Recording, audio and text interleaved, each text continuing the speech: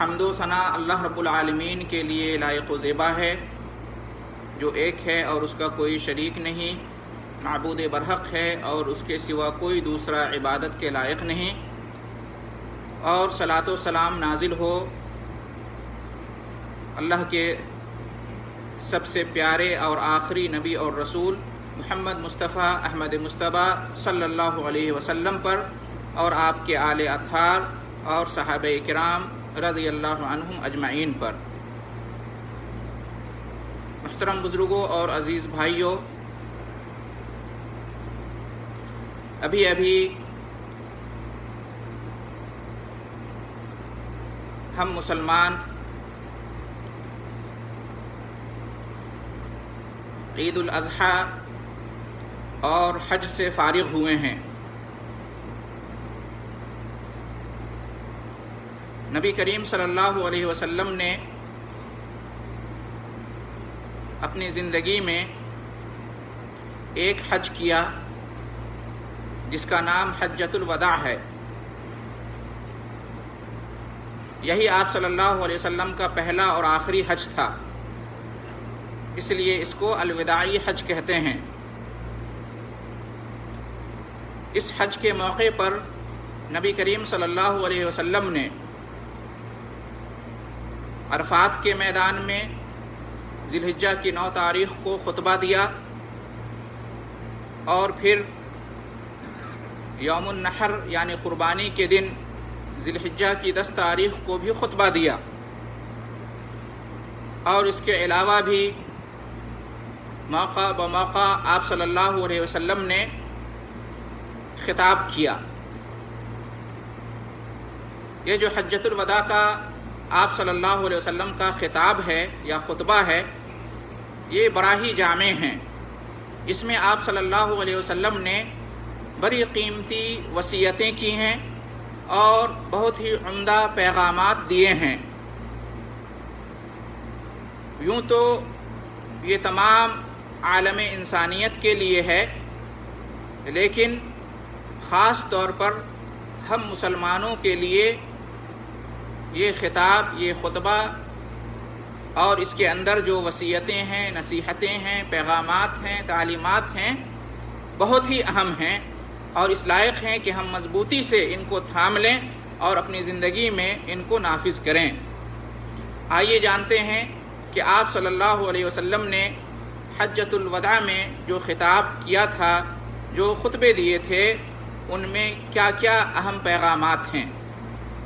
آپ صلی اللہ علیہ وسلم نے اس موقع پر یہ ارشاد فرمایا کہ ان دماءکم و اموالکم و اعراضکم حرام علیکم۔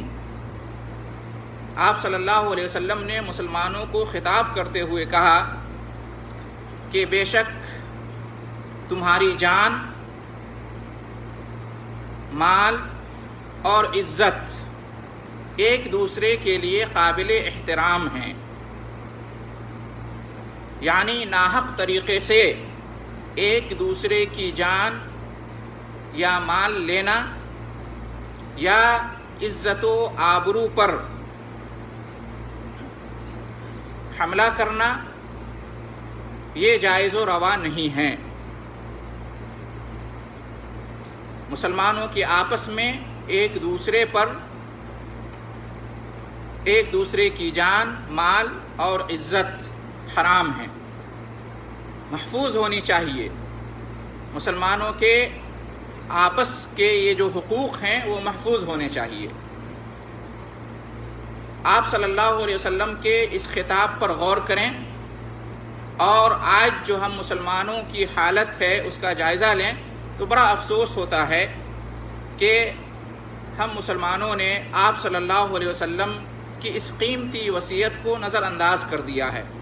چنانچہ ہم دیکھتے ہیں کہ مسلمانوں کے یہاں بات بات پر کبھی سیاسی اختلاف کی بنیاد پر، تو کبھی مسلکی اختلاف کی بنیاد پر، تو کبھی خاندانی اختلاف کی بنیاد پر، تو کبھی قوم اور نسل کے اختلاف کی بنیاد پر، تو کبھی غیرت کے نام پر آپس میں ایک دوسرے کا خون بہایا جا رہا ہے۔ नाहक कत्लो खूनरेज़ी का बाज़ार गर्म है, एक दूसरे के माल और अमलाक महफूज नहीं हैं, यहाँ तक कि जान और इज़्ज़त व आबरू भी महफूज नहीं है। जबकि आप सल्लल्लाहु अलैहि वसल्लम ने अपने आखिरी खिताब में, अपनी ज़िंदगी के आखिरी खिताबात में ये इरशाद फरमाया था कि याद रखना, आपस में तुम्हारी जानें, तुम्हारे माल और तुम्हारी इज़्ज़त व आबरू महफूज हैं, एक दूसरे के लिए काबिल एहतराम हैं। इसी तरीके से आप सल्लल्लाहु अलैहि वसल्लम ने आगे फरमाया, अला कुल्लु शैइन मिन अम्रिल जाहिलियत तहत क़दमैया मौज़ूउन, यानी इस खिताब का मफ़हूम ये है कि जाहिलियत की तमाम बातें, तमाम जाहिली रसूमात, उनका कोई एतबार नहीं है। ज़माने जाहिलियत में जो भी रस्में थीं, जो भी उमूर थे जो इस्लामी शरीयत के मुनाफी थे, अब उनका कोई एतबार नहीं होगा। ये भी बड़ा कीमती पैगाम है, इसलिए कि अल्लाह रब्बुल आलमीन ने हमें इस्लाम की शक्ल में दस्तूर हयात और ज़ाब्ता-ए ज़िंदगी दे दिया है। ये हमारे लिए काफ़ी है, इसके अंदर कोई कमी नहीं है। अब इसके रहते हुए किसी भी गैर इस्लामी रस्म या गैर इस्लामी कल्चर या गैर इस्लामी जाहिलाना रस्म व रिवाज की तरफ तवज्जह करने की या उन्हें इख्तियार करने की कोई ज़रूरत नहीं है।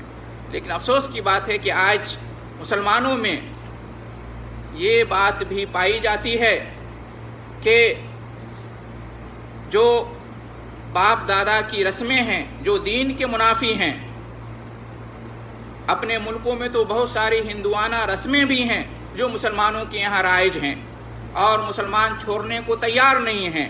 ये कहते हैं कि ख़ानदान दर ख़ानदान ये हमारे यहाँ होता चला आ रहा है, हमारे बाप दादा की रस्में हैं, उनकी यादगारें हैं, हम कैसे छोड़ सकते हैं। और दूसरी तरफ मुसलमान होने का भी दावा करते हैं। नबी करीम सल्लल्लाहु अलैहि वसल्लम के इस खिताब को भूल जाते हैं कि हर तरह की जाहिली रस्म व रिवाज उसका ख़ात्मा हो चुका है, अब उसका कोई एतबार नहीं होगा। इसी तरीके से आप सल्लल्लाहु अलैहि वसल्लम ने यह भी फरमाया कि रिबल जाहिलियत मौज़ूउन, ज़माने जाहिलियत में सूदी कारोबार बड़े शबाब पर था और ख़ास तौर से यहूदियों का जो इक़्तिसाद था वो सूद पर मबनी था और मुशरिकीन उनके सूदी कारोबार में उलझे हुए थे। आप सल्लल्लाहु अलैहि वसल्लम ने कहा कि ये जो सूदी कारोबार है, सूदी लेन देन है, ये हमेशा के लिए ममनू हो गया है, हमेशा के लिए ये ममनू है, ये कभी भी जायज़ व रवा नहीं होगा। लेकिन अफसोस की बात है, ये जानने के बावजूद कि इस्लाम में सूद हराम है, नए नए तरीक़ों से, नए नए नामों से आज मुस्लिम समाज में सूद को आम और राइज करने की बात की जा रही है। बाज़ लोग तो ये भी समझते हैं कि गैर इस्लामी मुल्कों में गैर मुस्लिमों के साथ सूदी लेन देन और सूदी कारोबार जायज़ है, नऊज़ु बिल्लाह, जबकि आप सल्लल्लाहु अलैहि वसल्लम ने साफ फरमा दिया कि हर तरह का सूद हमेशा के लिए ममनू है। तो इस बात को भी समझने की ज़रूरत है। आप सल्लल्लाहु अलैहि वसल्लम ने आगे फरमाया कि इत्तक़ुल्लाह फ़िन्निसा फ़इन्नकुम अख़ज़्तुमूहुन्ना बिअमानिल्लाह। आप सल्लल्लाहु अलैहि वसल्लम ने मर्दों को औरतों के बारे में अल्लाह ताला से डरते रहने की तलक़ीन की है और ताकीद की है और फरमाया है कि अपनी औरतों के साथ हुस्न सलूक से पेश आना, उनके जो हुकूक़ तुम्हारे ऊपर बनते हैं उन्हें बहुस्न खूबी अदा करना, उनके तई जो तुम्हारी ज़िम्मेदारियाँ और फ़राइज़ अल्लाह ने तुम पर आयद किए हैं उन्हें पूरा करते रहना। इससे भी मालूम होता है कि इस्लाम ने औरतों के हुकूक़ की बात की है। औरतों को उनके हुकूक़ से महरूम करना, औरतों के साथ हुस्न सलूक से पेश न आना, ये इस्लामी तालीमात के मुनाफी है। आगे आप सल्लल्लाहु अलैहि वसल्लम ने यह भी फरमाया वलकुम अलैहिन्ना अल्ला युतीना फुरशकुम अहदन तकरहूनहु। इसका मफ़हूम ये है कि औरतों को भी चाहिए कि अपने शौहरों की पसंद और नापसंद का ख्याल रखें और ऐसी हरकतों से बाज रहें जो उनकी शौहरों को नागवार गुजरे। तो देखा आपने, औरतों को भी तलक़ीन की है और मर्दों को भी ताकीद की गई है। खुलासा ये है कि मर्द और औरत दोनों को चाहिए کہ اپنی اپنی ذمہ داری کو سمجھیں، ایک دوسرے کے حقوق کو ادا کریں۔ اسلام میں کسی پر ظلم نہیں ہے، نہ مرد پر نہ عورت پر۔ اسی طریقے سے آپ صلی اللہ علیہ وسلم نے آگے فرمایا کہ قد ترکت فیکم ما لن تضلوا بعدہ ان اعتصمتم بہ کتاب اللہ، کہ میں تمہارے درمیان ایسی چیز چھوڑے جا رہا ہوں کہ اگر تم نے اس کو مضبوطی سے تھام لیا تو گمراہ نہیں ہوگے۔ اور وہ کیا ہے؟ وہ اللہ رب العالمین کی نازل کردہ کتاب ہے، اللہ رب العالمین کی نازل کردہ شریعت ہے، جس کو ہم قرآن اور حدیث کے نام سے جانتے ہیں۔ اللہ رب العالمین نے جو وحی نازل کی ہے قرآن کی صورت میں اور حدیث رسول صلی اللہ علیہ وسلم کی صورت میں، ان کو اگر ہم مسلمان مضبوطی سے پکڑے رہیں گے تو کبھی راہ حق سے گمراہ نہیں ہوں گے، نہیں بھٹکیں گے۔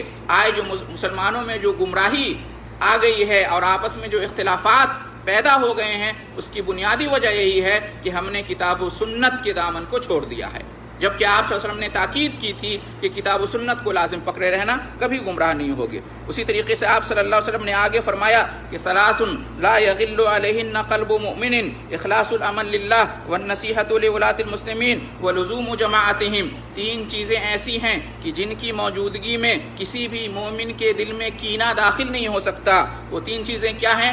عمل کو اللہ کے لیے خالص کرنا، اور اسی طریقے سے مسلمانوں کے جو حکمران ہیں ان کے ساتھ خیر خواہی کرنا، اور اسی طریقے سے مسلمانوں کی جو جماعت ہے اس کو لازم پکڑنا۔